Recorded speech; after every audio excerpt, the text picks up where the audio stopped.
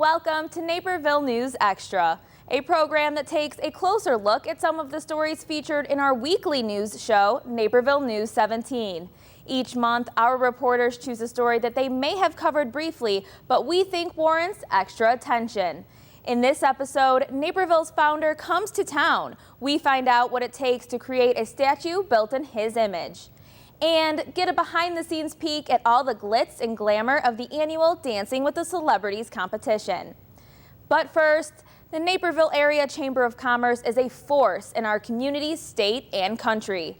In 1913, it was known as the Naperville Association of Commerce. Today, as the organization celebrates their centennial anniversary, I took a look at how our community's chamber became a go-to for local business owners. Centennial Beach, the municipal band, and the Park District, all a part of what makes Naperville a great community. And many people may not know the role the Naperville Area Chamber of Commerce played in helping Naperville flourish over the last century. When it started in 1913, it was known as the Naperville Association of Commerce. Business leaders joined together to create an organization that would not only help commerce grow, but also make Naperville a better place to live and work.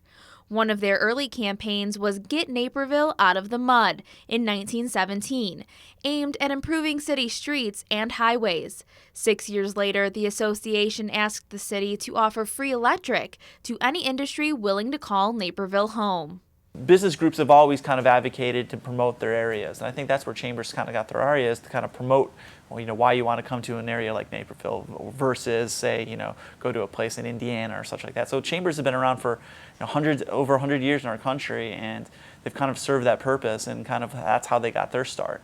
Over the last 100 years, Naperville's chamber has been an integral part of creating a community where people want to visit, live, and start businesses. By 1965, Naperville's chamber had grown along with the city and became part of the U.S. Chamber. Bev Patterson Fryer, who owned Bev Patterson's Pianos and Organs, started her business the following year and was just one of 3 women in the chamber. I think businesses really should belong to the chamber because the chamber is one office and all of the businesses are under that one office. So everybody pulls together and works together. In the mid-'80s, Naperville was beginning to experience a housing boom, and the city leaders put a temporary ban on building permits.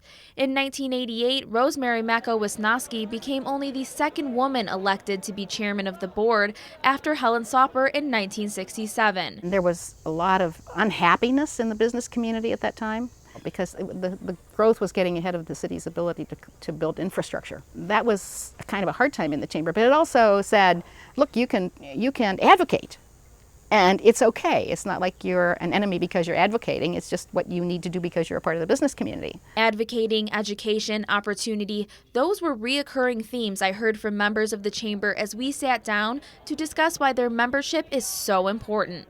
At least 40%, maybe even 50% of my business actually comes from connections that I make in the chamber. So people want to do business with those that they like. They want to do business with those that they trust. And if you can become actively involved in the chamber and all the different events and programming that they do have, you get that opportunity to meet those people and have them gain that trust in you. Naperville's chamber was the first in the state to receive a 5-star accreditation from the U.S. Chamber, solidifying the organization's mission. Mike Scar helped create that accreditation criteria and was president and CEO of the chamber when they received their first 5-star rating. I can still remember the morning that I got the call from the U.S. Chamber, and in fact they made comment that they actually took our binder down to the U.S. Chamber of Commerce Board of Directors meeting and said, here's an example of what we're talking about in terms of what a 5-star chamber should really look like. So we were really kind of proud about that. Getting to the 5-star rating is a very, very hard thing to do for chambers, but it's also very fulfilling in what they're doing, because it means that not only are you offering things such as the advocacy portion, but then on the other end you're offering the programmatic and type day-to-day things that your members need. The chamber itself wasn't alone in racking up the accolades. By 2007, a local company, My Chef Catering, won Small Business of the Year from the U.S. Chamber, which garnered the chamber and My Chef national recognition. When we won the U.S. Chamber's award, we really kind of looked at it like a Lifetime Achievement Award. at that point, we've been in business, have been working for about 40 years. And to win that, it's a pinnacle for us. So it's very, very special, and we'll always treasure it. Around the same time, the Chamber increased its political clout by starting the Naperville Area Chamber Political Action Committee, making their voice in the political conversation a little louder.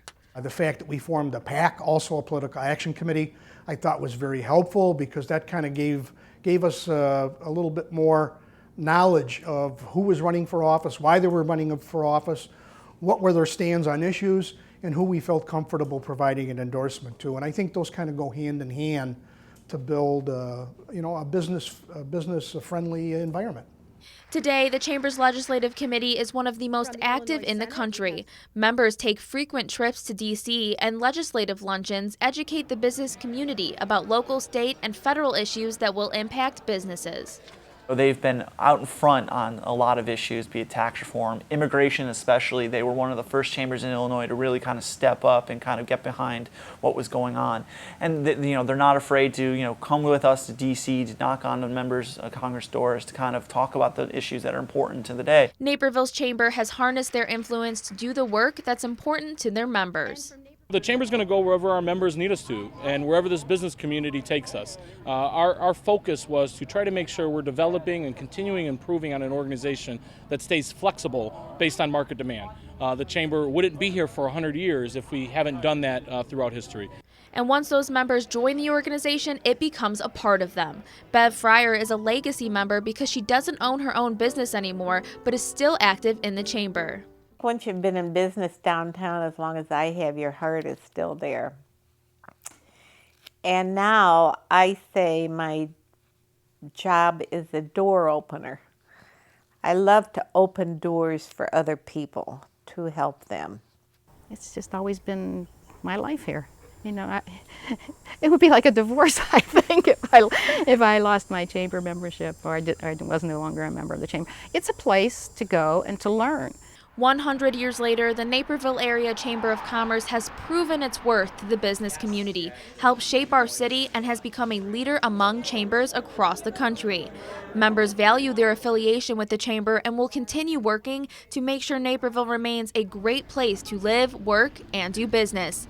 I'm Jordan Abadea reporting for Naperville News Extra.